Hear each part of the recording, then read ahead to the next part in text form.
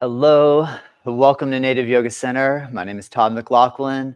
Today I want to show you some tips and tricks on ways that you can practice the fish pose, Matsyasana. So fish pose is in the finishing series of the Ashtanga yoga practice, and it is a back bend. It's practiced after the shoulder stand poses, which is where we have a really strong flexion neck position. And so in fish pose, we take the opposing motion, which will be spinal extension with emphasis on the lungs, the chest, and the heart. So let me break down a couple of tips and tricks. If you have questions, address them here. I'm recording this live, but if you're watching on the recording, then do the same thing. Comment, I will reply. All right, so the name of the pose is Matsyasana, fish pose. And in the Ashtanga yoga routine, it is officially practiced with a Padmasana, which is a lotus. So that implies that you have the ability to practice with the lotus. I'll show you ways that you can do it if you do not. If you are able to sit in Padmasana or lotus, which is where you take your right foot up and your left foot up, you have your legs crossed deeply, then in the Matsyasana, we are back on our head. So we go back, put top of the head on the floor, catch the feet in the lotus, bring the knees down, pull the shoulders down and back, and practice breathing in and out through the nose.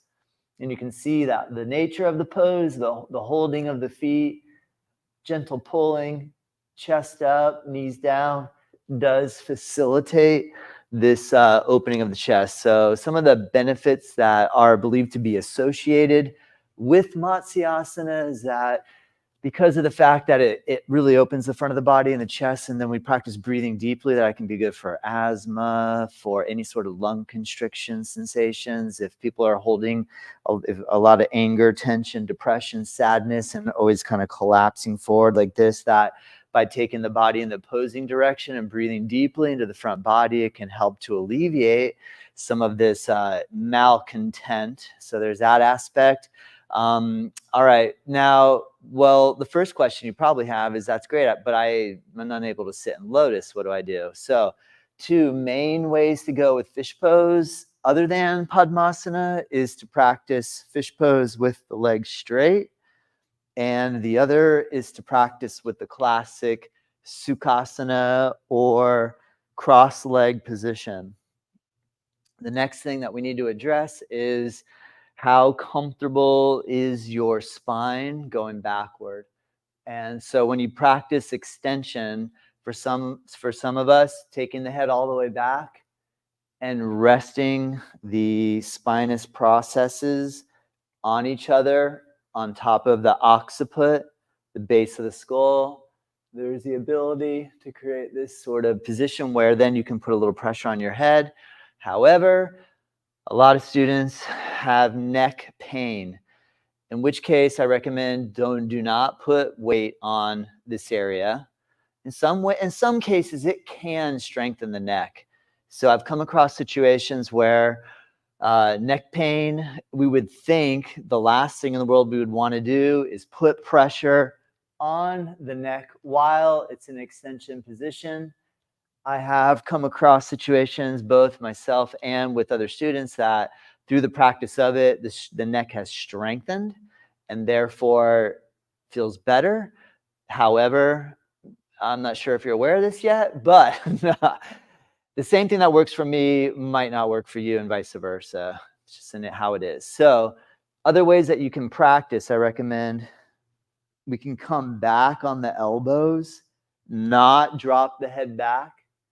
Keep the neck in a relative extension. I'm going to call it neutral position, because right now my neck is neutral. Tipping back, extended. Tipping forward, flexed.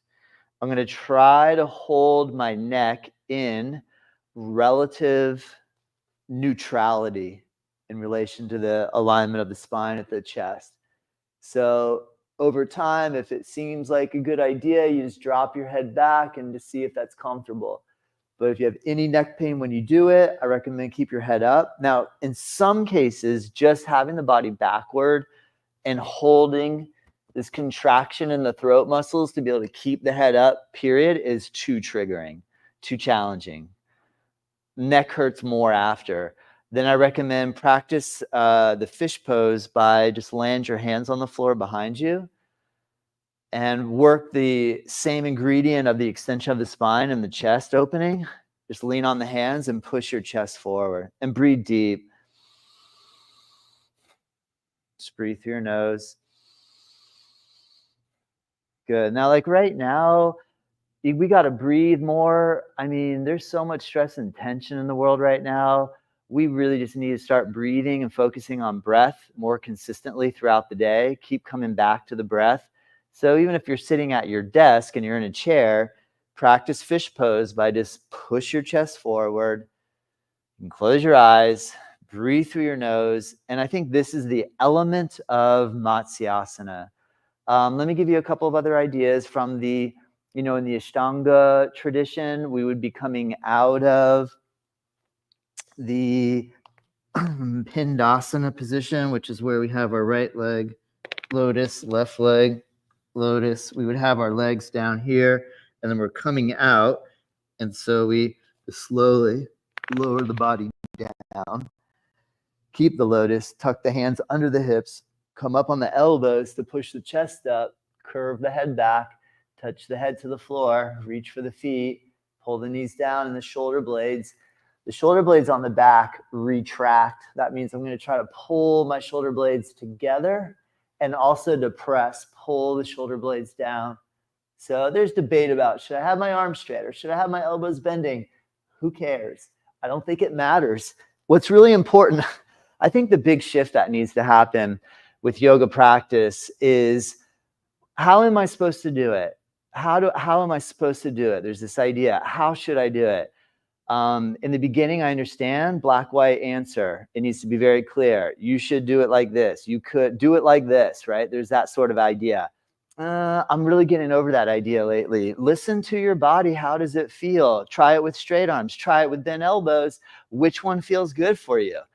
It's really as simple as that. I know it'd be easier if I could just tell you the answer. It's not how it is. No one's going to come rescue you in your yoga practice. You just got to practice and feel it out. All right, so here is a bolster. Another way to practice the fish is to just lay back on a nice, comfy bolster position. From the therapeutic yoga realm, if we're working with yoga as a therapeutic tool where we just need to decompress and get the nervous system to relax, then taking a very easy fish shape. And you can also do this one with a cross-leg position. You can also practice this one in the Baddha Konasana position. You can take your arms, you can relax them. If you want to bring your arms down, you can use your hands on your legs. So there's a whole multiple different ways you can kind of position yourself. In this case, we're just attempting to relax and breathe deep and focus on,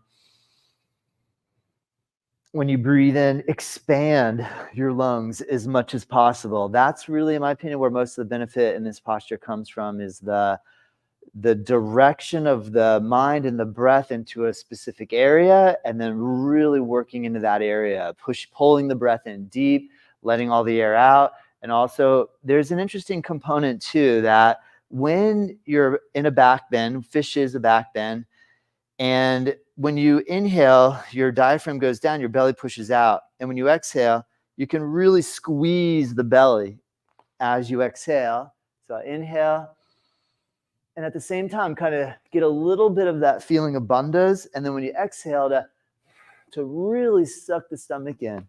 And when you have your spine in an extension position and you engage the rectus abdominis muscle and the deepest layer of your abdominals called the transverse abdominis, it creates this very sealed up sort of feeling. And it feels, in my opinion, that I equate this sensation as like, it just feels good, it feels liberating. It's a nice feeling. Feels strong in the center, open in the heart. Did I answer all your questions? I hope I did. If you have any specific questions, direct me. Tell me what you want to know.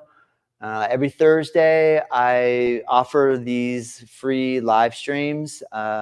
If you're watching on YouTube, hit the subscribe button. It helps our channel greatly. Thank you very much. Visit me on our website, nativeyogacenter.com. Come practice with us in Juno Beach, Florida. It's going to get cold this winter. Fly down to Juno, get a hotel room over here, and come practice with us every day, and then walk over to the beach, right, in the winter wearing your flip-flops. All right, hope you have a great day, and I have another tutorial for you at 12 p.m. Namaste.